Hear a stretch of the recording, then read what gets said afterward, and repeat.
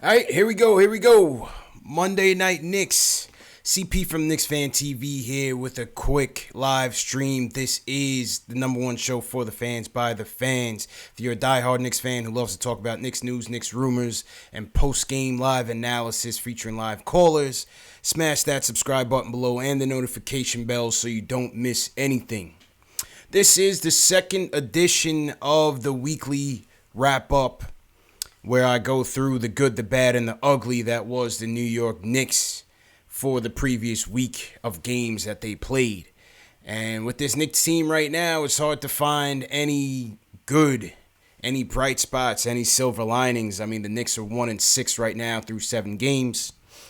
It's as ugly as it can get right now. You know, they're certainly searching for answers. But, you know, obviously last week there was some good. There were some decent things that happened last week with the Knicks.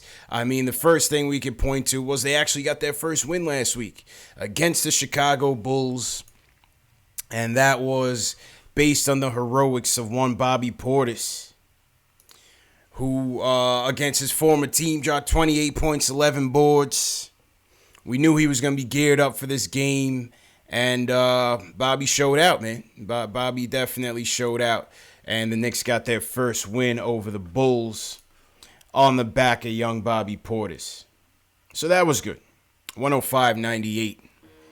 The Bobby Portis game, as they call it. So that was one thing that was good. The Knicks got off the snide and they got their first win.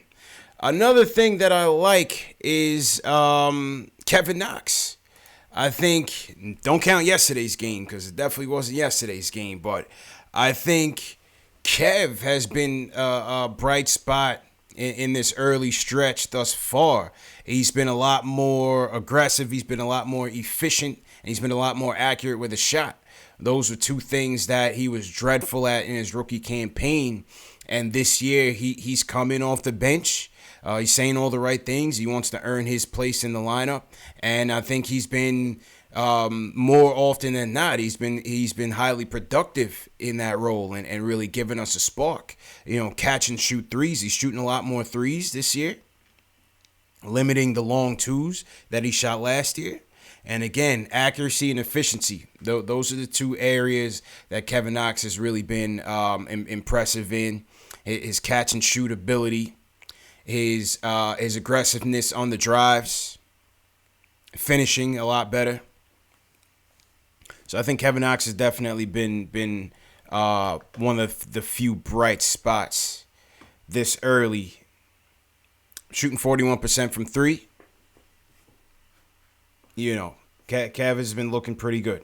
He's averaging about 23 minutes per game right now off the bench. So let's see if he can sustain it, and let's see what his role will be in the future. Will he be the next man up in Fizdale's rotation carousel, or do they just keep him off the bench? Right now, I like what he's giving us off the bench. They're bringing him in crunch time still to give us a spark in certain spots. You saw that in the Orlando game. You saw that in the Celtics game as well. Like I said, yesterday's game, I would throw that one in the garbage.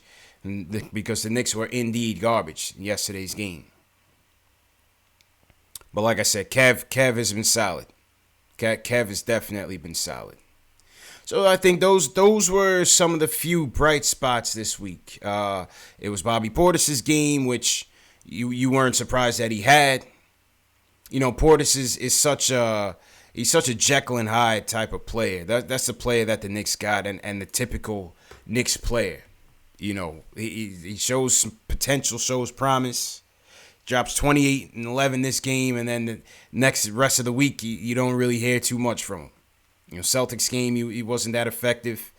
Neither the Magic game and last night certainly didn't have much going when they inserted him into the lineup. Still got us our first W. And then, like I said, Kevin Knox. It's the efficiency and the accuracy that I like about Knox thus far. In the early campaign. I like to see him and RJ be out there a bit more together. Him, RJ, Mitch, our young guys, our young core. But I like what I'm seeing from Kev so far. So before we get to the bad ones, real quick salute to everybody in the chat on this Monday night. Once again, just a quick live. Just wanted to come on here and give my weekly roundup. Salute to everybody in the chat once again. If you're new in the chat, leave me a hashtag new so I can shout you guys out. Salute to you guys for tuning in, man. Yesterday was absolutely just humiliating, embarrassing. What more can you say about yesterday's loss? It was, the Knicks have played, and as we segue into the bad, the Knicks have played in these 7 games. I would say 5 of the 7 have been fairly competitive. 5 of the 7 have been fairly competitive, and then you've had this one last night was a complete dud. Last night was a complete dud. So if you want to take that as a good, I don't know, because you heard the Fire Fizdale chants going on, which I don't really like. But, nonetheless, it's there. And so this team is just searching for answers. One of the bads that I got to point to is the free throw shooting. The Knicks right now are 9th in free throw attempts. And they're dead last in free throw percentage. 9th in attempts and dead last in percentage. And for a team that struggles to get good offense going or consistent offense going, for a team that struggles to get it together, obviously you like that their attempts are up. It's showing how aggressive they're being. It's showing that, they're getting into the hole. That's led by RJ and Julius and Morris. Kev is certainly adding to it. But to be dead last in percentage, those are freebies, man. Those are freebies. You have to make your free throws. And again, we knew some of the pain points with some of these guys that we got. RJ obviously didn't come into this game into this team as a good free throw shooter. Julius has been okay. Obviously, DSJ is not a good free throw shooter. Team wise, we're really not a solid free throw shooting team, but we got to improve. We got to improve because, like I said, those are freebies, and we got to get those. We have to knock those down. To be dead last in the league in free throw percentage, that's not good. So we look for that to improve. Salute to everybody in the chat. Joe Curry, what's going on? CP the artist, I see what's going on. White Falcon, how's it going? Salute to everybody. Team hashtag new. Doc Holiday 199 says hashtag new. Salute Doc Holiday. What's going on? Joel John says, what do I think of RJ's minutes? So that's been the point of contention. Has certainly been a hot topic after last night's loss. The thing about last night's loss is that when we're losing all these games and losing so many games, you start to find anything as the source of the frustration and the source. You look for the scapegoats. And so RJ's minutes was a source of contention. I thought, I said on the show last night, I said, I can't tell you whether or not it's a good thing or a bad thing that he's leading the league in minutes and that he's logging so many minutes. I just say from a standpoint of, the Knicks have had so much going against them for so long. I just believe in the bad karma, and I just want to keep things steady. So in a game where we're getting blown out by 20 points, 30 points, the game is out of reach by the first few possessions of the third quarter, I would have given RJ a rest. That's just me. I would have given him a rest. Dotson could have used those minutes. Dotson only got 4 minutes last night. Iggy could have used those minutes. He only got 4 minutes last night. So I wouldn't have given RJ 40 minutes in a game that we really had no chance of being in. But I'm not an expert. But I feel like, there was real heated debates on both sides of the argument as if to say anybody really know. You don't know. You have no idea. Dudes can get injured at practice. They could get injured at home. They could get injured just tripping down the street. You just don't know. You know what I mean? You just don't know. You have more fragile guys like KP. You have more fragile guys like KP out there, who's on a load management thing. You have some of the more veteran players who are on load management restrictions, minutes restrictions. And then you have players coming out on the side of RJ. You had Damon Stoudemire come out on Twitter and say, it's no big deal. I was 19. When I was a rookie in the league, I was running X amount of minutes, and people want to point to LeBron. The bottom line is everybody's built differently. Everybody's physical makeup is different. Just because one player played 48 minutes a game for his whole season doesn't mean the next one can handle it. You just don't know. You just don't know. All I know is he's a very important piece for this franchise going forward. And I just want to make sure that, we're putting the best foot forward in terms of making sure that he's good. So we'll see. Fizdale was tight about it last night. And I'm sure it was the frustrations of losing. I'm sure he heard the Fire Fizdale chants going on. That, as a human being, you can't feel good about it. So when he was asked about it, he was very short and to the point. Matter of fact, let me find that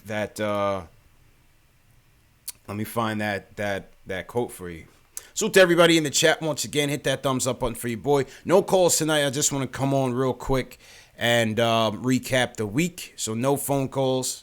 We will be back up. Myself and JL's from Nick of Time Show. We will be back for the Knicks-Pistons game this Wednesday. And back taking your calls. We had CK2K on last night. And I thought we had a great call with CK last night. So salute to CK for coming on.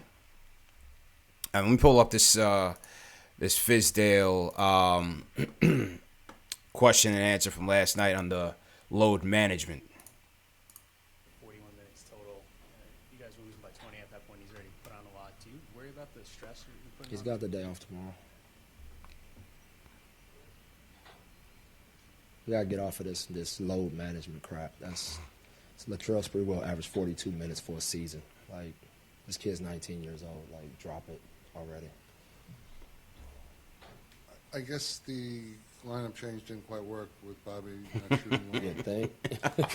No, but I mean, what do you want? What's the future like? We'll see. I'll watch the film and figure it out. Yeah, Fizz wasn't too happy about it, man. He said you got to get off it.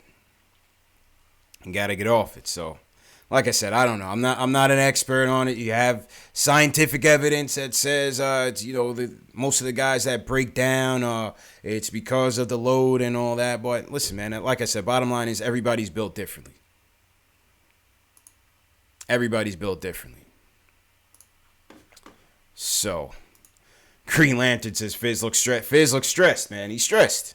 He's stressed because as we segue to the ugly. There's a lot. I mean, where can we point to for the ugly, man? There's a lot. There are a lot of places that we could point to where the Knicks are just flat out terrible. We will be here all night, but I mean, the elephant in the room tonight, from an ugly standpoint, has just been the player Julius Randle. The player Julius Randle. I mean, he's been our free agent number one target. For better or for worse, you want to call it a backup plan, whatever it is. It just hasn't been working. Julius is lost out there, man. Julius is lost. They're saying that he's got to get used to the double teams. He's getting double and triple teamed out there. He hasn't been able to find his teammates. He's power dribbling into through two or three guys, losing the ball, turning the ball over left and right. And he's not shooting well. He's 1 for 18 from 3. That's putrid. 5% from 3. I mean, you shouldn't even calculate the percentage because it's just dreadful. Right now he's averaging 13-10, 4 dimes, 4 turnovers. Went 4 for 13 last night. They adjusted the lineup for him to put Bobby Portis in, to give him more spacing. And even, spacing aside, I mean, even 3 feet from the basket, he couldn't buy a basket. So Julius is pressing. He's under a lot of pressure. He's certainly pressing. He's thinking out there. Even wide open jumpers, he's not hitting. He looks terrible. He doesn't look good. Julius does not look good, man. And so we've got to figure out how to get him going. We got to figure out how to get him going. And the thing with, you throw Portis in there. See now the thing is that the whole situation with Julius Randle is now having cascading impacts on other players. Because now you're taking Mitch out the lineup. So now who's protecting the rim? Portis ain't protecting the rim. Who's guarding on the perimeter when you're switching? When you have Randle, Morris, and Portis out there, you have 4 power forwards out there trying to guard the perimeter. So it puts us at a disadvantage on defense as well. So it's just, I don't know. I mean, is it the production? Is it how he's being used? It's a little bit of everything, I think. It's definitely a little bit of everything, but no doubt about it, he's certainly struggling. But I also feel like a lot of that is due to the fact that we just don't have a competent point guard right now. We just do not have a competent point guard right now to facilitate this offense on a consistent basis. And that is a problem. We're 26th in pace. That was one of the goals that Fizdale had, was to keep up with the league average or do better in pace. We're 26th in pace. So you have a lot of isolation. You have a lot of post-ups, a lot of over-dribbling. And so we're just not executing offensively right now. And that's part of the problem. Part of the problem is that, we just don't have our point guards. And funnily enough, in this short amount of games, this short sample size, our best unit has been with Elfrid at the point guard. And with Bobby as the 4 or the 5, whatever you want to call it. That's been our best 5 in terms of net rating. Right now, we're 3rd worst in the league in terms of net rating. So again, take it for what you will, but we're in trouble, man. We're in trouble. You have Elfrid out with the hamstring injury. You have DSJ, who we don't know we don't know when he's going to come back or how he's going to look. But I think another part of the problem is we're just not getting enough dribble penetration to make a difference. We're not getting enough dribble penetration, man, and we're just dancing around the perimeter. Before the Sacramento game, the previous 3 games, we had led the league in passing. And that's all well and good, but if we're not executing on those passes, if we're not generating assists, if we're not generating field goals, then it's a good sign, but at the end of the day, it means nothing because we can't score. We can't score. And all these things are even more evident when you're going up against some of the best point guards in the world, man. You have the Aaron Fox, who's just shredding us on the pick and roll. Shredding us on the dribble penetration. And we're just not getting that. We're just not getting that consistently. You're asking for too much to have R.J. Barrett do that for 40 minutes a night. I don't want him doing that, and I don't think we should be doing that. Let him master his own position first before we try to, put the whole team on his back and say, hey, you need to be the playmaker for us, the only playmaker. Right? So it's there's a lot of problems, man. Frank, the problem with Frank is just that he's just, whether you want to say it's some people hit me up today and said, oh, CP, Fizdale's not using him right. He's not unleashing him. Frank's got to take it too, man. Frank has to take his opportunities and not be gun shy and be aggressive. Because if Frank is just out there, and as soon as he crosses the half court, he's giving the ball up.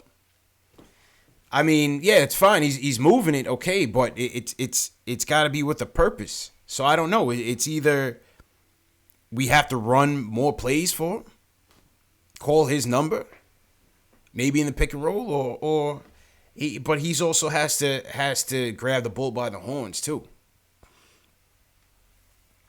Because, like I said, the point guard play overall has just not been there.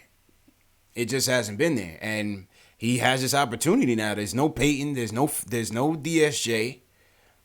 This is his opportunity to show and prove if he can be the guy.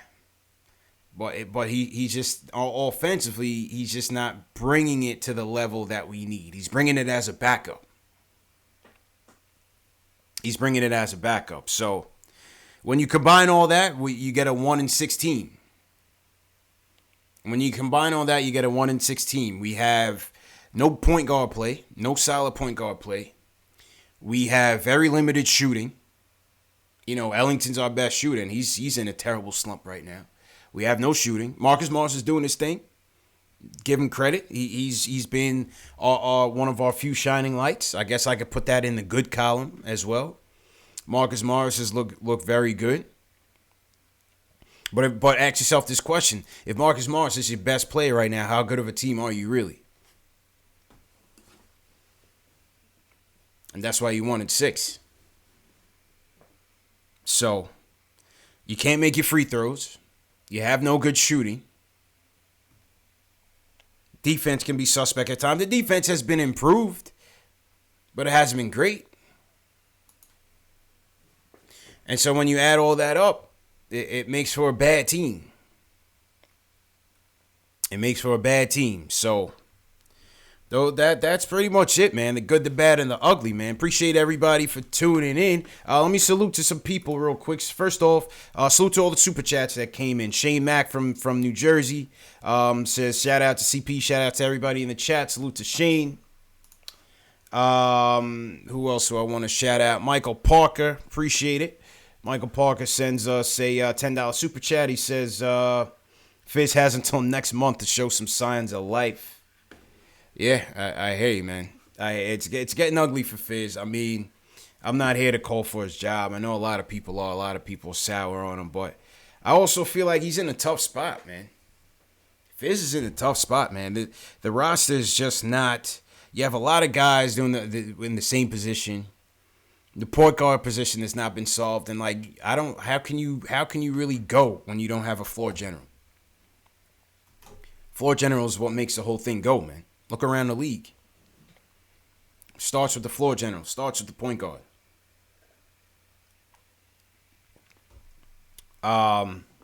Michael Aaron. Salute to Michael Aaron. Since it's a $20 super chat, man. Thanks a lot, bro. He says he was asking Memphis fans on Reddit about Fizz, and their complaints were exactly same as ours. Can't call timeout plays, sidelines out of bound plays, no offensive system, bad rotations.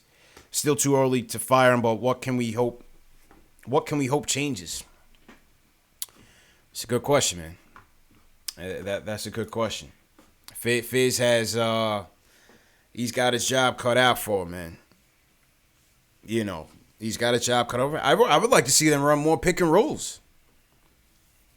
And obviously, one of the big issues is that the bigs aren't setting the screens well enough. So that's something that they got to work on in practice. Work on that with Mitch and Portis and Randall. Set better screens so we can free these guys up. You know, set better screens so we can free these guys up. So let's run some more. Let's run some more with Frank. You know, Fizz said, he's got the France playbook to get Frank activated. But we haven't seen it. Run some more pick and roll with Frank and Randall. You know, don't let Julius be the point forward. That's a bad idea. I don't need Randall bringing the ball up every time or trying to generate offense. So, let's see some more pick and roll. And let's see them execute it a bit better. Let me pull up this pick and roll stat from Spencer. Shout out my guy Spencer Perlman real quick. Salute to everybody in the chat. Hit that thumbs up button for your boy. Not going to be on here too much longer. No phone calls. Just a weekly wrap up. The pick and roll, I believe we were 27th. Okay, here it is right here. Here it is from my guy Spencer. 22nd in pick and roll ball handler finishing frequency and 27th in roll finishing. 22nd ball handler finishing, 27th in roll finishing. Bottom third again. So, like I said, man, we got a lot to work on. Let me go through some comments in the chat. Salute to everybody in the chat first and foremost. Appreciate everybody's support. Look, Karen Hunter says he makes good relations coach, but runs and leads a team. He's not good at running and leading a team. Karen Howard says that about Fizdale. Sean Brown says Fizz needs to go. How you bench Mitch Randall is overrated, but in his defense, he's not a point forward. Yeah, I think they're asking Julius to do too much. And like I said, without the point guard, we're getting exposed, and you're exposing Julius because now he's got to put the team on his back, and he's just not built for it. So until we get that straightened out, I think there's going to be more problems. But he also has to get used to being the primary option on a team and commanding double and triple teams and being patient enough to let the plays unfold. He showed that in the Chicago game. He won that Chicago game for us. Bobby did his thing, but it was Julius setting him up for those two plays, those two corner threes that won the game for us. It was Julius's patience that got it for us. Making the right pass. Here he's making the right pass to Frank. Frank bricked it out to Kev for three, and he splashed it. And later on, Julius found Portis for those corner threes because he wasn't forcing the issue. So let's see what happens Wednesday night against Detroit. You got Derrick Rose rejuvenated. Derrick Rose is back. Who's going to contain him? Is it going to be Frank? I don't know. Rod Garay says can Mark Jackson improve this team? I'm over Mark Jackson, man. I don't know. The Mark Jackson hive is hot and heavy, man. You guys love him. I just say he's been out of the league for so long. I don't want to go that direction. I definitely don't want to go that direction. No, not the Mark Jackson route. So I'm good on that. Salute to Moises Perez Batista. Sean Brown says Rose might cook Frank. I hope not, man. I definitely hope not. So yeah, I'm not on the Mark Jackson hive, man. Sorry, man. Some of you guys still have hope for him. I have no hope for him making his return to the NBA. I think he's done. I think he's blackballed for whatever reason. You want to call it politics. You want to call it whatever you want to call it. I think Mark Jackson is done, man. So it is what it is. Bottom line, I'd like to see more minutes from Kev. I'd like to see ISO get some more minutes. And we got to figure out Mitch. Mitch is only averaging 19 minutes a game. We got to figure out how to get more impact from Mitch and get him back in. And again, I think the point guard situation will certainly solve that because he's a finisher. He's not going to knock down your corner threes. He's not going to give you the spacing. So the point guard situation, again, has to be solved before a lot of these problems get solved. And that's Randall. That's the pace. That's driving kicks. That's pick and rolls. That's Mitch. A lot of that is on the point guard situation. So we'll see. We'll see, man. Joe Curry in the chat says, I'm dead wrong about Mark Jackson. Well, if I'm wrong, then the whole league's wrong because he hasn't had an interview since he left Golden State. He interviewed with the Knicks, and I guarantee you that was more a PR move to satisfy his fan base than anything else. I don't think they were really serious about Mark Jackson. And the rest of the league is not serious about Mark Jackson. So if I'm wrong, the rest of the league is wrong. But Mark Jackson is never going to coach again in the NBA, and that's just pretty much facts. I don't see how you could see it otherwise.